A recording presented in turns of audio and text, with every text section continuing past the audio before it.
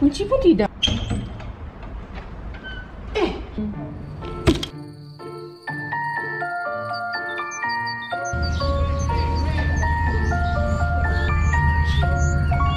Minggu depan, Cikgu Suri ada kursus Kalung Melaka selama seminggu.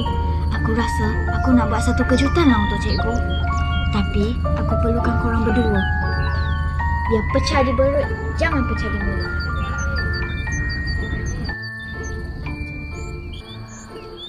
Hari ini bermulanya misi kami. Misi ini, Chai yang rancang semuanya.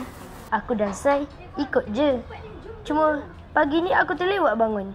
Teruk aku kena marah dengan diorang. Chai memang tahu banyak perkara. Dia banyak belajar dari cikgu. Tegas orangnya, tapi garang weh.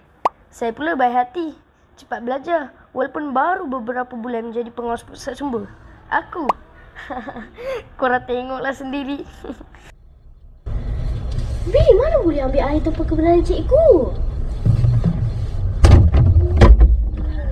Setiap buku baru yang diterima, kita perlu mendaftar buku tersebut. Yang pertama ialah masukkan nama pengarang, judul buku. Judul buku? Judul tu apa, Cai? Judul tu ialah tajuk buku. Oh, bermakna judul ialah sinonim kepada tajuk. Oh, faham. Itu saja ke, Cai? Banyak lagi lah. Kemudian perlu masukkan nama penerbit, tahun dan tempat buku ini diterbitkan. Jumlah muka surat juga perlu diisi. Nombor panggilan buku juga perlu diisi. Nombor panggilan buku ini ialah kod perkelasan Dwi. Setiap buku mempunyai kod perkelasan Dwi yang berbeza. Contohnya di sini, buku ini 899.2323. Jadi, buku ini perlu berada di rak 800. Ini pula rak buku kod perkelasan 500, iaitu sains tulis. Sains tulis berangkumi bidang astronomi, sains bumi, kajian fosil serta sains tumbuhan dan haiwan. Sebenarnya, terdapat 10 kod perkelasan Dwi, iaitu sifar-sifar-sifar 100, 200, 300 sehinggalah 900. Untuk mengetahui lebih lanjut, kawan-kawan bolehlah lihat pada rak buku ini. Ya, betul. Apa kata kita asingkan buku-buku semua ni mengikut kelas Dwi? Nanti lebih senang untuk cari isi maklumat dan lebih mudah untuk kita mendapat stiker. Macam. Terbaik. Beres, bos.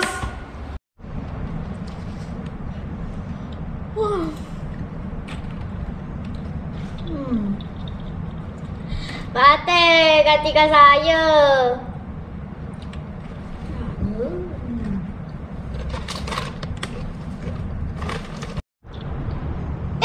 Lupa ke tak boleh makan dalam pusat sumber ni lah?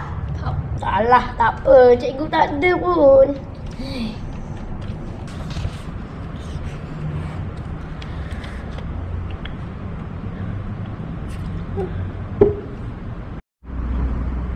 Fatih, tutuplah botol tu, nanti air tumpah. Nanti aku nak minum lagi lah. Kejap lah.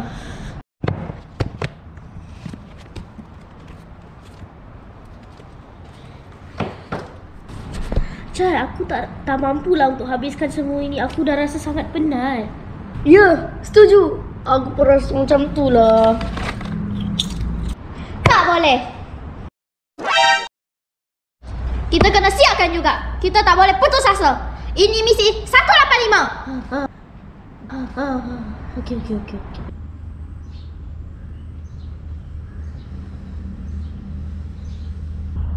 Dah 5 hari kita buat ni. Macam tak sempat je sebelum cikgu balik. Rupanya bukan senang ya nak buat semua ni. Senang tu memang senang, tetapi perlukan masa dan tumpuan. Betul lah kata cikgu. Tugasan ni perlu buat dengan teliti kerana pengisian maklumat itu sangat penting. Wow. Korang kena ingat, ini misi 185. Genggam bara api biar sampai jadi arang. Kalau pandai menggunting, hendaklah pandai berjahit. Kalau takut dilambung ombak, jangan berumah tepi pantai.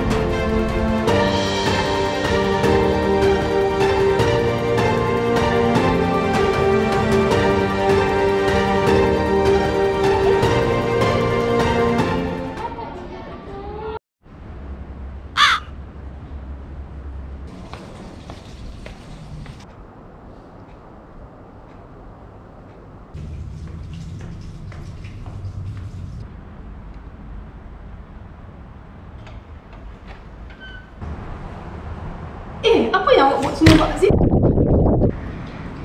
Cikgu, saya minta maaf. Fatih ni lah tak tutup botol air. Sai, Fatih dan Chai, terima kasih kerana bantu cikgu. Cikgu sangat hargai usaha dan pengorbanan awak semua ni.